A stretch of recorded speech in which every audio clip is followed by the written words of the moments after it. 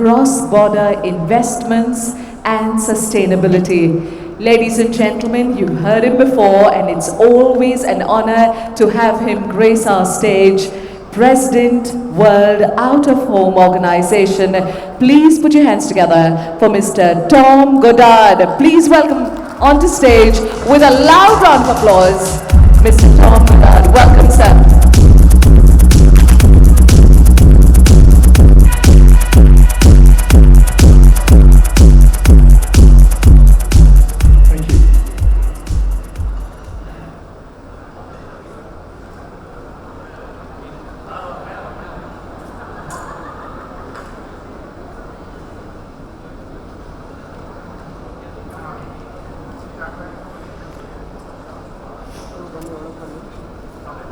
Firstly, check, sound check.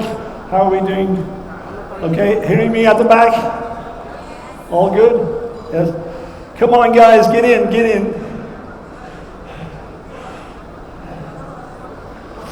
So, good morning, Bangalore. And come on, give me a high energy good morning. Good morning, Bangalore. That's much better. Look, it's great to be back. It's great to be back in India. And it's particularly good to be here for my first time in Bangalore. Somebody was telling me this morning that Bangalore have the friendliest people in India. Is that true? So I'm planning to have a city break and go around the city for a couple of hours before I go back. So I look forward to sampling that kind of hospitality. But it's really lovely to be back. I always love coming to India. It's such a different place. And just for those of you who I haven't met, just wanted to do a brief introduction. I've spent most of my life in the great outdoors as a professional. And notably, I was previously the chairman of Ocean Outdoor in Northern Europe. And before that, I ran CBS Outdoor International. So I've had a long pedigree in the out-of-home field, and my current roles, I've got two current roles. One is as chairman of Out-of-Home Capital, which is a global media advisory business that specializes in the out-of-home sector. And we have a team of 13 very senior professionals dotted around the world, mainly in the US, Europe, and in Asia. And we give advice to not just media owners, but to financial institutions, to retail people, to service providers in the sector. Anybody in the out-of-home ecosystem we give advice to. And in fact, our Indian partner is Rashna. Are you here, Rashna? Is she here? If she is, wave. And if she isn't here, I'll kill her. So if she's outside, somebody grab her in. But she's on the top right there. And I think she's one of the most professional people in the media scene in India. We advise, as I said, a bunch of international clients and support them. Some of them we support on a long-term basis, and then some others on a project-to-project basis. And my second role is why I'm here as president of the World Out of Home Organization. And the World Out of Home Organization is a not-for-profit body whose sole purpose is to promote out of home nationally, and also to provide a conduit and a networking platform for out of home. And we are headquartered in London with an office in Milan, but it's truly a global organization. It was founded 65 years ago, and until 2019, it was known as FEPE, and we changed the brand then to the World Out of Home Organization, and since then, the membership base has grown from just under 100 to nearly 230 members in 125 countries. So we're growing, and that allows us to put more resources into the organization and to do more events. So it's great to be here in that capacity. It's worth mentioning that we have a very distinguished board of governors who give their time voluntarily to the organization. It's a very senior board, and they work on a voluntary basis. In the top row there, you'll see Daniel Hofer, who's on the main board of JC&Co. And in the top right-hand side, you'll see Pawan Bansal, your esteemed president, who joined the board this year, and very many other top names like Anna Bagger from the OAAA, and Cathy O'Connor from UBedia in Australia, Vincent Lam from China. So it really is a global board, and we really were delighted to welcome Pawan onto the board this year. He's made an impact so far, and I want to mention his predecessor at this stage, who gave us many years of service in the World Out of Home organization, and that is Numi Mehta. And Numi not only served, he was the longest serving board member in the World Out of Home organization, but I know he was the longest serving president in the IOAA as well. And he stepped down from our organization in June of this year, but in recognition of the wonderful service to WU, we actually presented him with an honorary lifetime membership award, which means that he comes to all of our future events, and he's one of only 4 people who've received this esteemed award. Sadly, Numi is... Thank you. Sadly, Numi is not here. Johan, his son, is here. Good to see you. Stand up. Yes, Numi can't be here because of, unfortunately, a family bereavement, which we're very sad about. And I want to send all his friends from around the world our best wishes in this very difficult time for your family. So, India. What a place India is these days. Every time I read a financial document, every time I pick up a newspaper, India is in the news, and it really is eye-watering to see the stats that are coming out of India. If you look at India now by population, we all know that you've now overtaken China as the most populous country in the world with nearly 1.5 billion citizens. But for me, a more interesting fact is the demographic breakdown in that 1.5 billion. Because over half of your population, 52%, is under the age of 25. 65%, 2/3, is under the age of 35.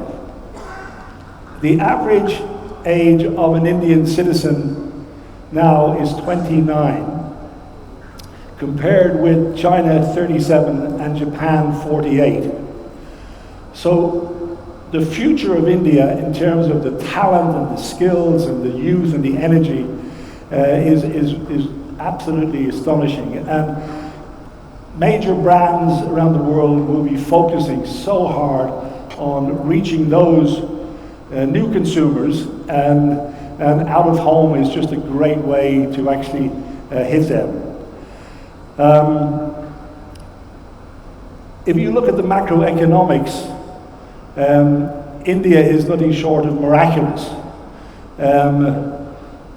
From the back of the queue 10 years ago, India just recently, in terms of GDP, knocked the UK off the number 5 spot, and is now a 3.7 trillion GDP market. And the World Bank is saying that India will double its GDP by the end of the decade, by 2030, catapulting you into the number 3 position globally. So these stats are just enormous and the envy of the whole world. So congratulations It's a marvelous achievement, and you should feel very proud. Another interesting thing is that India has done that by maintaining relations with the US and China. So at a diplomatic level, that's a pretty interesting feat in itself. It's worth mentioning that with all of this growth and all this financial growth in India, the government is pouring a huge amount of money back into the infrastructure. And there are unprecedented investments going into, not tomorrow, not next year, but actually happening now, that really have a big effect on our industry. And this is the one time I will just refer to my notes, because Praveen gave me some interesting statistics, and let me just share some of those with you. So the 600 railway stations will be redeveloped within the next 5 years, and that will mean that India Railways will be carrying 1 billion passengers annually. And the total current metro network in India stretches for 945 kilometers, but there's 1,000 additional kilometers of track under construction at the moment. And an investment of 24 billion is planned in 99 cities under the Smart City initiative. And city buses will increase from 39,000 to 65,000 by 2029, with 35% of those electric. And finally, 12 billion will be deployed to expand the world's fastest growing aviation market from 148 to 220 airports in the next 2 years. And there's a lot more to come. So I think you need to give your government a round of applause for that. That's just an astonishing performance. So let's look now, let's just go from India's macroeconomic situation, and let's look now at the out-of-home situation. Firstly, let's look at the global out-of-home situation. And one of the services we provide in WOO is we produce a very, very detailed survey which we collect from 100 countries. Melanie Lindquist mentioned this to me just a few moments ago.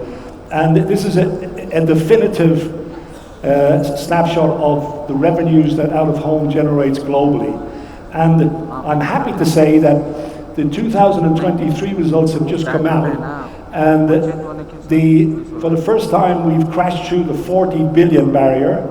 And we are now ahead of the pre-pandemic level. The market grew at 16% last year globally, and we've come back up now above the 5% share of media spend from ADEX. These are terrific numbers on a global level. This one is very dear to my heart because we all believe that our medium is a 10% medium. We all believe that with the sort of things I just mentioned here, with the investment going in and digital transformation, that by the end of the decade, we're going to be knocking on the door of being a 10% medium globally. And you'll see that graph now where we are in 2002 and 2003 starting to rise now in the right direction. And I think if we all pull together as an industry, that will accelerate. The forecast is very strong for 24. This came out of our survey. We're looking at a 45 billion industry in 24 and a continual rise in the share of ADEX. I think we will beat those numbers, but that's what's come out of the report so far. So, how is India comparing in that out-of-home landscape? And here's where I have not so good news. But Paul told me to give it to you straight, and because I'm an Irishman, I'm not going to pull any punches here, but India out of home is not doing so well in the global compared to the global market. So if you look at the macroeconomic situation in India, which is, as I said, eye-watering, and if you look at the global out-of-home market, which is booming, you would expect India's numbers to be stronger. This is a chart we put together that shows 3 of your APAC competitors and also Europe. And if you look at revenue level, you will see, where's my spotlight? There. If you look at revenue level, you'll see that India, now this is a number we were given by the IOAA, is minuscule compared to this selection of countries. I was in Delhi 2 nights ago, and there was a big debate about the accuracy of this number. People said it's double or it's triple that amount because what's not counted in there is a lot of direct business with local advertisers. So I have 2 things to say about that. I think it's very unusual that an industry wouldn't want to show its best number there. And secondly, if there is confusion about the spend numbers in India, it does raise the question about India's commitment to international standards in terms of data. So I want to leave that thought with you. But this is based on the information we got from India. And interestingly, the share of spend, if you take APAC overall, is 8% of ADEX, 8.3 in China, 5.9 in Japan, and you'll see that India is down to 3.6%. And part of that is because of the small digital penetration, where the global average is nearly 36%. APAC is right on the global average. China is 40%, Japan 18%, but India is bottom of the league at 9%. Some of the global markets, I mentioned the UK and Australia, are nearly at 80% of revenues now coming from digital. So not a very, very pleasing set of numbers, but as one would say, the only way is up, and it shows the big opportunities that lie ahead. So why is India lagging behind? And this is a question that Paul One asked me, and he said, please, Tom, give your impression from what you know about the Indian market as to why we are not moving ahead at a faster pace. And here's my interpretations. You are very, very welcome to disagree with them, and some of them may be wide of the mark, but here we go. Some are common with other countries, but others are unique to India. So the first one is the lack of measurement and data. Now, we heard earlier about Roadstar. I'm not intimately familiar with where that's at, but I think there still is a lot more to do with that. But I do applaud the initiative of developing Roadstar, and it will provide a degree of audience measurement, but I'm not sure where that's at, but it's not available as of today. And this is a fundamental building block, as you will see from me later, and as you will see from the next speaker. There is a lot of investment going into ad tech in India, but it's not coordinated. 2 examples are, every media owner wants to have its own content management system. You don't need to have your own. There are plenty of bespoke systems that are totally adequate. But more importantly, the buy side and the sell side is not coordinated, which means that out of home is complex to buy still, and it's expensive to buy. And because of that, a lot of budgets just get switched into the easier and more accountable media. So there needs to be a coordinated approach to ad tech. the relationship with municipalities in India is pretty much akin to how it was in many countries 10 years ago. Not so good. But now, because media owners are putting in bike schemes and putting in street furniture with seating and putting in street furniture with ecosystems and introducing free high-speed Wi-Fi, the out-of-home industry has become a key partner with cities.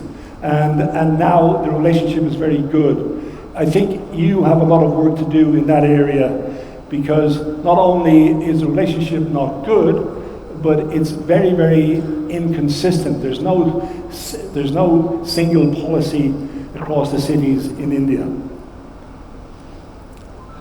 I made this point earlier. This is just a graph of the APAC countries. You'll see India, in terms of digital penetration, sitting down at the bottom of the class there with just 9%. Although I do recognize that digital inventory is a big ticket, expensive item, and you need to get the market moving forward to be able to reinvest at the same level as the other markets. This is a big one. I was shocked to hear from Paul that there are between 3,000 and 4,000 media owners in India. And that just is mind-blowing, because it means there's 3,000 or 4,000 selling points. And it also leads to a lack of common standards. If you look at online, it's taking 60% now of global media spend. They're operating largely on common standards. And yet, in out-of-home, not just in India, we still have work to do to have a common language and have that all automated so that the media buying community find it easier to buy. But also, with fragmentation, you get less investment. And I'll illustrate that again in a moment. One other point is that there seems to be a confusion in terms of who our real competitors are. And our real competitors are not the people in this room and not the people in our ecosystem. They're other media. And we don't have enough focus in India on sector growth. So all of that leads to a reluctance on the part of the big players in out-of-home to come in and invest and consolidate and bring international best practice to India. JC Decor here, they're operating selectively in the more accountable transit and airport market, but you don't see any of the other big players coming in, and you certainly don't see any of the big private equity companies who are investing in out-of-home and other markets here yet. So these things have to be addressed, and there is way too little collaboration. I had a meeting in Delhi 2 nights ago, and it was tangible to me that there isn't the kind of level of collaboration in the sector that you need to compete harder with other media. I love this saying, if you look at a medium of 3,000 media owners, it's very, very hard to have a unified approach, and it's very difficult to start winning business at scale. I want to give two examples, Australia and Europe.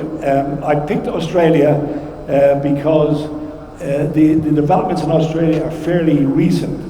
A lot of this action has happened in the UK and in the US and in Canada over a longer period of time, but these tangible results are more recent in Australia. And basically, the Outdoor Media Association, and its chairman is here, and he's the next speaker, Charles Parry Ogden. Nearly 100% of the media owners in Australia are members of the OMA. And in 2010, they decided to fund and build an audience measurement system called Move. And from the time that was launched until now, the market in Australia has more than doubled. So getting back to a point I always make, and that is audience measurement is not an expense, it's an investment. And Charles is going to put a lot more colour on that point when he comes on. If you look at Europe, those three markets are really consolidated. There's only a few big players, and they have a very strong trade association. And they're all in high teens in terms of share of ADEX. So great pointers here for India going forward. The final point I want to make is the lack of focus on sustainability. It's a low priority here, not my words. I'm hearing that from some of the senior citizens here. And it's so important because the clock is ticking on sustainability, and India is lagging behind in terms of its actions and its attitude. And if you look at our clients, and Amazon is a big client in India, our clients are giving this really high priority. I was at the World Federation of Advertisers conference in Toronto last month, and 90% of the papers were about sustainability. These are our clients, and they're saying that they expect the media owners to follow suit. There is a global disaster looming if we don't act, and we have to do our bit for that. Now I'm going to show you a stark short video here just to make the point.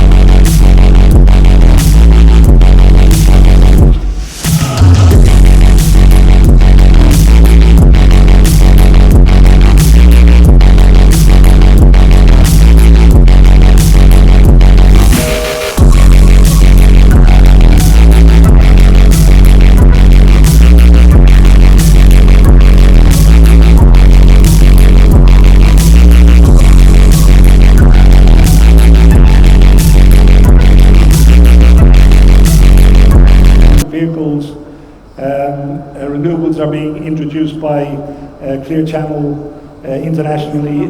We have terrific developments going on in terms of product development that are very much in line with the green initiative in France. This is a product in Italy. It's a mesh product that actually absorbs pollution. And this is a PVC screen in Australia where the material is all biodegradable. So there's a tremendous amount being done, and I know we're doing stuff like this in India, but we need to give it a higher priority. We have a sustainability task force in the World Out of Home organization, and it would be great to see an Indian representative coming onto that if you feel you have a suitable candidate. We have a website which will be very helpful, and we also are being monitored by our brands. Our brands have introduced an ad net zero policy that by 2020 they expect all their media owners to be carbon neutral. And those who are not or are on the road to it are not going to be on the media schedules. So, just to say that there's a tremendous opportunity for out of home in India, and if we can come together and address these points, if we can actually all work together under one flag and address these points and start to address them, I think what we will see is more support from the brands and agencies, but also we'll see the big international cross-border clients taking a closer look at investing in India, and we'll start that consolidation program. Just to finish off with the quote from the father of your nation, which I think is very apt, both in terms of sustainability and in terms of investing in your industry. I think those people who are selfish and who are leaving sustainability until next year, who are not subscribing to the trade associations, I think they should be called out, as indeed was the case with Gandhi. So that's it from me. I know some of that was stark, but as I said, if you look at the reality of what's happening in India, for out of home, the only way is up. Thank you very much.